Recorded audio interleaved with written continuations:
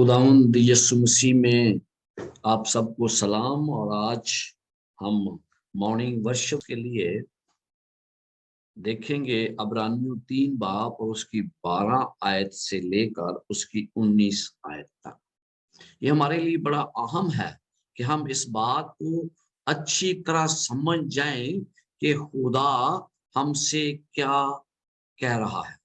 12वीं आयत में लिखा है, ऐ भाइयों खबरदार, तुम में से किसी का ऐसा बुरा और बेईमान दिल ना हो जो जिंदा खुदा से फिर जाए।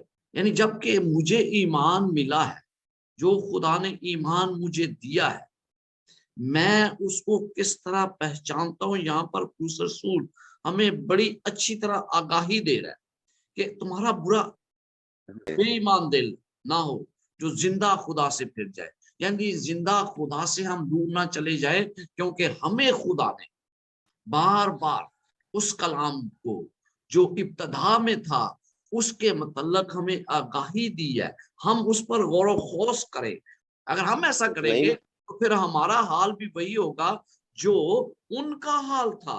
क्योंकि अगर हम उन्हें उसी तरह करते हैं जिस तरह उन्होंने किया, अगर हमारा रद्द अमल भी वही है, तो फिर हम भी उसी तरह हो जाएंगे। क्योंकि पहली आयत में वो हमें बताता है कि उन्होंने खुदा के खिलाफ बगावत की थी, जिसकी वजह से वो ऐसा हुआ। कहता है कि एक दूसरे को नसीहत करने के लिए हमें कहता है, नसीहत क्यों की जाती है, नसीहत किस तरह की जाती है, वो उन किन लोगों को की जाती है। नसीहत उन लोगों को की जाती है जिनका इत्मीनान आपने हासिल किया है। अगर आपने इत्मीनान हासिल नहीं किया तो फिर आप उनको नसीहत करने के हकदार नहीं है। उन्हें यकीन होना चाहिए कि आप उनसे मोहब्बत रखते हैं। क्योंकि अगर आपने बिना मोहब्बत दिखाए उन्हें नसीहत की तो वो आपकी बात को सुनने के लिए तैयार नहीं होंगे। सबसे पहले उनका इत्मीनान हासिल करें, उनकी हौसला अफजाई मुझे करना है, और फिर मुझे उन्हें नसीहत करना है कहीं ऐसा ना हो कि वो गुनाह के फरेब में आ जाए। गुनाह का फरेब क्या है? गुनाह के फरेब में, आपको पता है हवा गुनाह के फरेब में आई, उसकी जिंदगी में कुछ ऐसी बातें हुई जिसकी वजह से वो फरेब में आई। लिखा क्या है? पैदाइश 3 बाब और उसकी 6 आयत में लिखा है, औरत ने जो देखा कि वो दरख्त खाने के लिए अच्छा और आंखों को खुशनुमा होता है और अकल बख्शने के लिए खूब है, तो उसके फल में से लिया और खाया और अपने शोर को भी दिया और उसने खाया। इससे क्या पता चलता है? 3 बातें हैं। जो चीज मुझे अच्छी लगती है, मेरी आंखों को भाती है, फिर खुशनुमा लगती है, मुझे अकल बख्शने के लिए खूब है, और मैं देखता हूं कि ये खूबसूरत चीज है, तो इस तरह के फ्रेम में औरत आई। ऐसे गुनाह हमारी जिंदगी में पाए जाते हैं जो हमें अच्छे लगते हैं, और जब हम उनको खुदा के साथ मुंसलिक नहीं करते, खुदा से खास हदायत नहीं लेते। यहाँ पर औरत ने क्या किया था? वो फ्रेम में आ गई। फ्रेम में इसलिए आ गई कि उसने जो देखा अच्छा है, खुशनुमा है और अकल बख्शने के लिए खूब है, तो उसने उसमें से लिया, खाया। ये है फ्रेम। शैतान मुझे मुख्तलिफ तरीकों से ऐसी चीजें मेरे सामने लेकर आता है जो मुझे अच्छी लगती है, जो मेरी आंखों को भाती हैं, और फिर मैं सोचता हूं कि इसके जरिए मेरे पास बहुत सी दौलत इकट्ठी हो जाएगी, अक्लमंद बन जाऊंगा।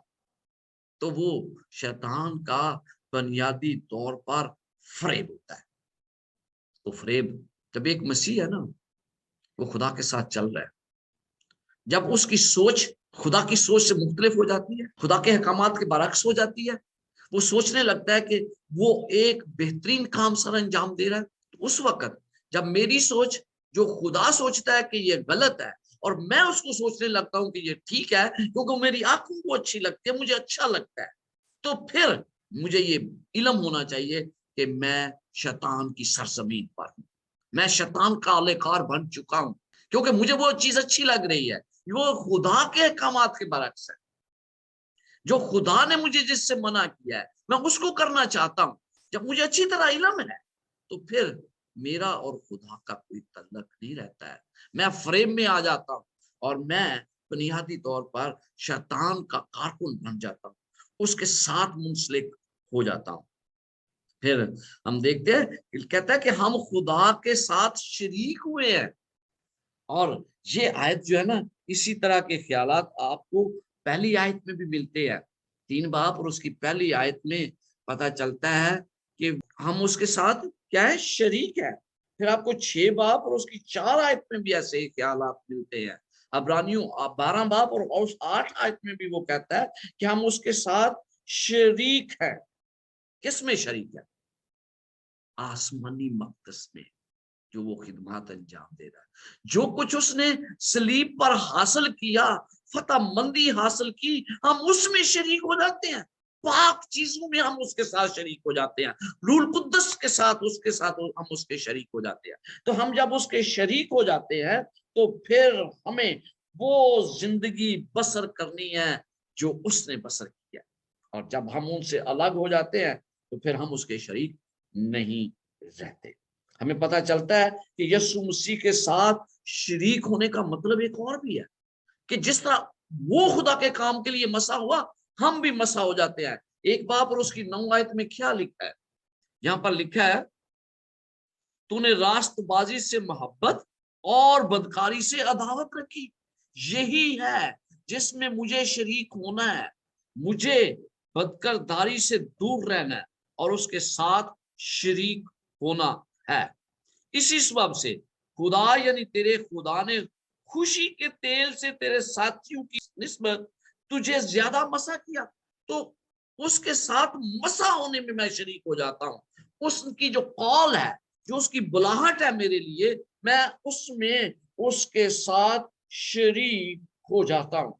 और ये है कि मैं उन चीजों, अच्छी चीजों का वारिस बनता हूँ जो खुदा ने सलीबी मौत के जरिए मेरे लिए हासिल की है। और उसमें सबसे बढ़कर नजात है जो वो मुझे देना चाहता है। फिर वो कहता है कि इब्तदाई भरोसे पर आखिर तक मजबूती से कायम रहे।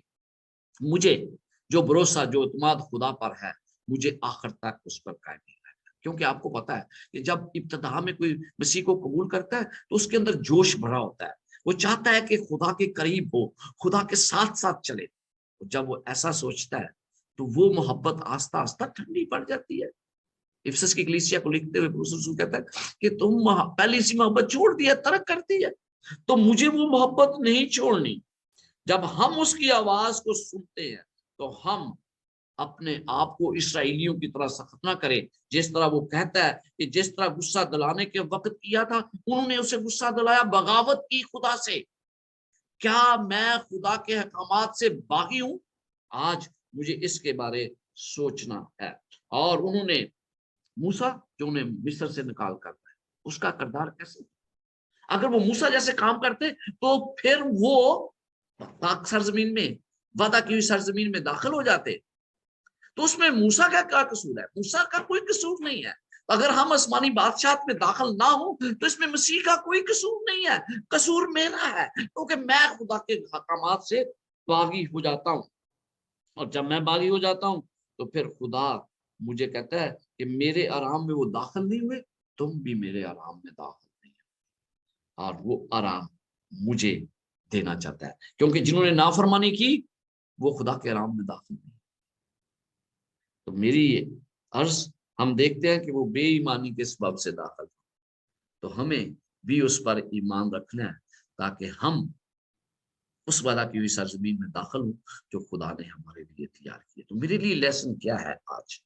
जब मैं मसीह के साथ शरीक हूं तो मुझे उसको अपनाना है। मुझे उसके तमाम कामों में मैं शरीक हो जाता हूँ। इब्तिदा में जो उसने किया, इस जमीन पर जो किया, उसके साथ साथ मैं होली स्पिरिट में हिस्सेदार बन जाता हूँ।